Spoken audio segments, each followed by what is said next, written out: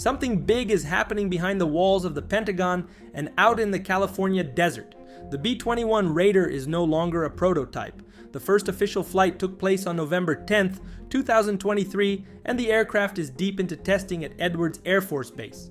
But here's the real headline. Palmdale's Plant 42 is no longer housing just one bomber. Multiple B-21 airframes are under wraps, guarded by heightened security, and open-source analysts are already tracking signs that a second Raider is preparing to fly.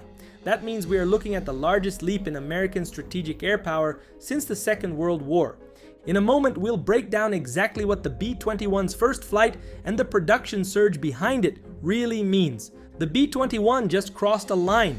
It is no longer a paper project or a stage rollout. Flight testing is active, production is scaling, and an open architecture design is rewriting how modern bombers are built and used. From the public debut in December 2022 to the first flight in November 2023, and now to test runs at Edwards Air Force Base, the Raider is moving fast toward operational status. The mission promise is clear: a survivable, long-range, penetrating strike platform that brings U.S. power projection into a new era. Something unusual is happening at Plant 42. Satellite images show shelters filling up. Security has tightened. Aviation spotters report large, covered shapes being moved under canvas. These are not routine movements. They point to multiple B-21 airframes already on the ground. It is not only open-source observation. The Pentagon and program leaders have confirmed that the first B-21, designated T-1, is flying from Palmdale to Edwards for testing. General Thomas Bussier, Chief of Air Force Global Strike Command, has publicly hinted at the next test jet joining the program. The second Raider appears imminent. What the public sees today may be only the tip of a much larger production iceberg. If you're excited about America's bomber edge, type proud in the comments. While the B-21 is already flying and moving toward production, America's rivals are still behind. China's H-20 is widely assessed as a later entry that remains in development with no confirmed operational timeline. Russia's PAKDA has faced repeated delays and shows little evidence of near-term fielding.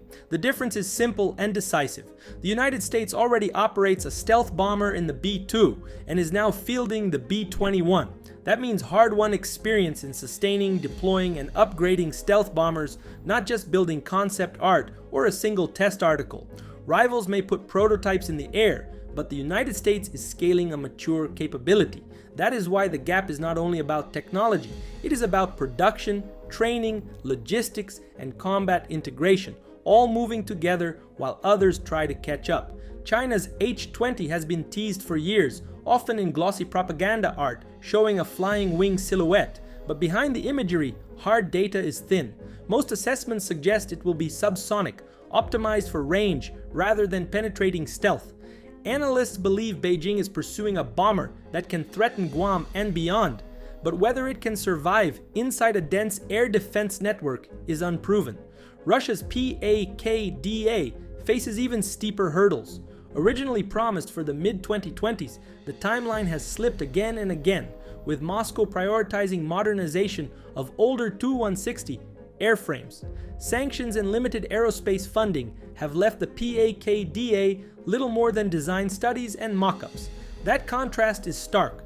Where Washington is test flying and building a fleet, rivals are still struggling to leave the drawing board. In strategic terms, the gap is not narrowing, it is widening. Manufacturing edge. Every advanced bomber program faces the same fear. It flies beautifully on day one, then spends the next decade stuck in the hangar or trickling off the line. The B-21 team built the answer into the program from the start: a full digital twin spans design, subsystem integration, and factory flow, so problems are found and fixed in software before they become delays in metal. On the floor, technicians follow augmented reality work guides that cut ambiguity and rework. Robotic stations handle the most precise, repeatable jobs. Artificial intelligence tunes work sequencing, part kitting, and station loading to keep the line moving. This is not the craftsman approach that limited the B-2 to only a handful of aircraft. It is an industrial system designed for repeatability. Program reporting indicates software certification time has been cut about in half compared to legacy efforts, and manufacturing hours have been reduced in key areas. The intent is clear. Build the bomber to fly often, not to sit. Build the factory to scale, not to stall. That is how you turn a breakthrough airframe into a real fleet, and that is why the Raider is positioned to arrive in numbers that matter. The B-21 is the first bomber designed in the age of the digital twin. Every rivet, every wire run, every load test was modeled in virtual space before the first sheet of metal was bent. That means when Northrop Grumman workers in Palmdale touch a part for the first time, they already know it fits. This isn't trial and error the way it was with the B-2, where components had to be hand-shaped and shimmed on the factory floor. Here, speed and precision are built in from day one. Subcontractors like Spirit Aerosystems, Pratt & Whitney, and Collins Aerospace are tied into that same digital ecosystem, moving in lockstep with the prime. The result is an aircraft that comes together faster, cheaper, and with fewer surprises. Manufacturing is no longer the bottleneck, it's the weapon. Budget and economics. By fiscal year 2026, the B-21 Raider is set to absorb a massive budget allocation. Program documents show spending across three main categories: research, development, test and evaluation, procurement, and military construction. This isn't just about buying airplanes, it's about building the entire ecosystem that supports them, from bases to test ranges. When it comes to cost, the Air Force has made it clear that the B-21 is designed with affordability in mind. The target unit cost was originally set using $2,010 as a baseline, a deliberate move to show that the Raider would avoid the runaway price tag of its predecessor, the B-2 Spirit. While no program this ambitious is ever cheap, Northrop Grumman's strategy has been to absorb certain upfront charges as investments in production capacity, smoothing the path to low-rate initial production and eventually full-rate production. Congress watched this program like a hawk, scarred by memories of the runaway F-35 budget. At first, skeptics called the B-21 cost figures fantasy, but year after year, audits confirmed it stayed remarkably clean. The Air Force projects each Raider to cost under $750 million a copy, a staggering drop from the B-2, which ballooned to over $2 billion apiece when the Cold War ended and production was slashed. For once, lawmakers found themselves applauding rather than scolding. A stealth bomber that is not only survivable, but also affordable in numbers, flips the script. The United States is no longer fielding a boutique fleet of exotic aircraft, it is building an arsenal. The takeaway is simple. The B-21 isn't just another stealth bomber. It's being engineered and funded to be sustainable, scalable, and actually fielded in meaningful numbers. That's the exact opposite of what happened with the B-2, which ended up capped at just 21 aircraft due to ballooning costs. Test tempo/second airframe. The B-21 Raider first flew in November 2023, marking the beginning of a rigorous test campaign at Edwards Air Force Base. The pace is fast, with telemetry systems streaming live data from each sortie to help engineers close out test cards more efficiently than older programs ever could. Even more telling is what's happening on the production floor. A second B-21 is already imminent, signaling that the program isn't just surviving testing, it's thriving. Multiple test aircraft in parallel allow schedules to compress and risks to be spread across different airframes. This approach de-risks the program, accelerates the handoff to operational units, and avoids the bottlenecks that plagued earlier stealth aircraft development. For the Air Force, having more than one Raider in the air isn't just about redundancy, it's about confidence that the program is on track, resilient, and designed to hit its milestones on time. Open architecture and upgradability. One of the defining features of the B-21 is its open systems architecture. Unlike older platforms that required years of redesign just to integrate a new sensor or weapon, the Raider was engineered for rapid software-driven upgrades. That means electronic warfare suites, advanced sensors, and even new weapons can be inserted far faster than in the past. The architecture also sets the stage for optional manning in the future, and it positions the B-21 as the centerpiece of a larger family of systems, able to share targeting data seamlessly with satellites, drones, and aircraft like the F-35. In simple terms, the Raider is built not just for today's missions, but to evolve for the next 50 years. This is where the B-21 breaks every mold. Instead of locking in avionics that will be obsolete in 10 years, it is built with open architecture. That means modules can be swapped in and out like apps on a phone. Need electronic warfare gear? Plug it in. Need a module to control drone wingmen? Upload it. Need new software? Push the update across the fleet overnight without ever towing the jet into a hangar. In past generations, adding capability meant grounding aircraft for years while engineers tore out wiring looms. With the B-21, the upgrade cycle moves at the speed of code. Adaptability is its secret weapon. Stealth/range/payload. The B-21 advances low observable technology beyond what the B-2 Spirit pioneered. Newer stealth materials and refinements in shaping reduce signatures across multiple spectrums, while also lowering the maintenance burden. This aligns with what the Air Force calls the daily flyer ethos, meaning the Raider is designed to be turned around and flown again without excessive upkeep. Its range is another strategic advantage. The B-21 can strike intercontinental targets without having to be based in theater, a capability US defense leaders highlight as a key deterrent. When it comes to payload, the Raider reflects a modern philosophy: precision over mass.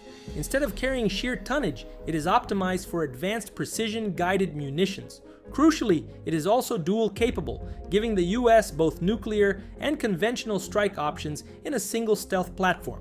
Stealth is not a static technology. The B-2's coatings required endless hours of touch-up to keep radar returns minimal. The B-21 uses new composites and advanced skin treatments that dramatically cut that maintenance burden. This is what the Air Force means by daily flyer, a stealth bomber that can launch sorties with the rhythm of a conventional aircraft. Range is equally critical. A platform that can launch from the American mainland and hold distant targets at risk removes the need for vulnerable forward bases. And payload philosophy has shifted. Where Cold War bombers were built to haul massive iron bombs, the Raider is optimized for precision-guided munitions that achieve more with less tonnage. Dual capable for both nuclear and conventional strike, it embodies flexibility over brute force. ISRMU LTIMISSIONROLE. Beyond strike missions, the B-21 is being positioned as an information node. Its sensor fusion is designed not just to guide its own weapons, but also to collect and share intelligence. This includes passive collection modes, such as electronic intelligence and communications monitoring, which allow it to map out adversary networks without revealing itself. In practice, this means the Raider can enable other shooters in the battle space without even releasing ordnance. It extends the reach of allied systems, serving as a silent enabler in the larger kill web. Imagine a strike package in the Pacific. As fighters and drones push forward, the B-21 is not only invisible on radar, it is quietly mapping adversary emitters, relaying targeting coordinates, and synchronizing the wider battle network. In this role, the Raider becomes a sensor node as well as a shooter. Passive collection allows it to build an intelligence picture without breaking cover, while active data links push information to submarines, satellites, or carrier groups. Program officials have also hinted at the possibility of controlling autonomous teammates directly from the cockpit, turning the bomber into a command ship for unmanned systems. That versatility shifts it from being just a platform to being a force multiplier, extending the reach and lethality of every asset around it. Strategic impact. The B-21 is also central to America's long-term strategic posture. It strengthens the air leg of the nuclear triad by remaining recallable, which adds a layer of flexible deterrence that missiles cannot provide. Equipped with the long-range standoff LRSO weapon, it secures its role in the nuclear mission. At the conventional level, the Raider provides long-range precision strike capabilities, able to penetrate advanced anti-access area denial networks, which are expanding across both the Pacific and Europe. A major debate around the program is fleet size. Analysts question whether the Air Force's stated requirement of at least 100 aircraft will be sufficient, given the need to cover simultaneous operations in both the Indo-Pacific and European theaters. Some think tanks and former officials argue that the real requirement may be closer to 200 or even 300 aircraft, but those figures remain subject to budget realities and strategic reassessments. What is clear is that fleet size will determine whether the B-21 is a niche asset or a true backbone of US power projection. The debate over numbers is more than academic. Wargame after wargame suggests that in a peer conflict, losses and rotation cycles quickly thin a bomber fleet. A force of 100 may cover limited contingencies, but sustaining operations across the Pacific and Europe simultaneously could demand far more. Analysts at RAND and CSBA argue that 150 to 200 aircraft might be the real floor if Washington expects to deter two great powers at once. That scale of investment would reshape force posture, anchoring US strike power not just as a niche tool, but as a backbone capability. The unanswered question is whether Congress will commit to that scale, or whether the Raider risks repeating history as a boutique force stretched thin. Basing and training. Ellsworth Air Force Base in South Dakota will be the first main operating base for the B-21 Raider, and will also host the training mission. Whiteman Air Force Base in Missouri and Dyess Air Force Base in Texas are scheduled to follow, expanding the fleet's presence across multiple regions. Each site is undergoing extensive facilities upgrades, from specialized hangars to secure mission planning spaces, tailored to the unique requirements of the Raider program. Training for B-21 crews will evolve directly from lessons learned on the B-2, but with new approaches that reflect advances in technology. This includes simulation-heavy syllabi, designed to maximize training efficiency while reducing aircraft hours. Early pilots and maintainers are being prepared not just for flying sorties, but for operating the Raider as a system of systems node. The program aims to create a generation of operators comfortable with both stealth tactics and network-centric warfare. Industrial pride/national capacity. The B-21 is not just an aircraft, it is also a statement of national capacity. Built by Northrop Grumman in partnership with a wide network of suppliers, the program involves contributions from across dozens of US states. Composites, avionics, engines, and software all come together in a tightly coordinated supply chain that demonstrates the United States can still produce complex aerospace systems at scale.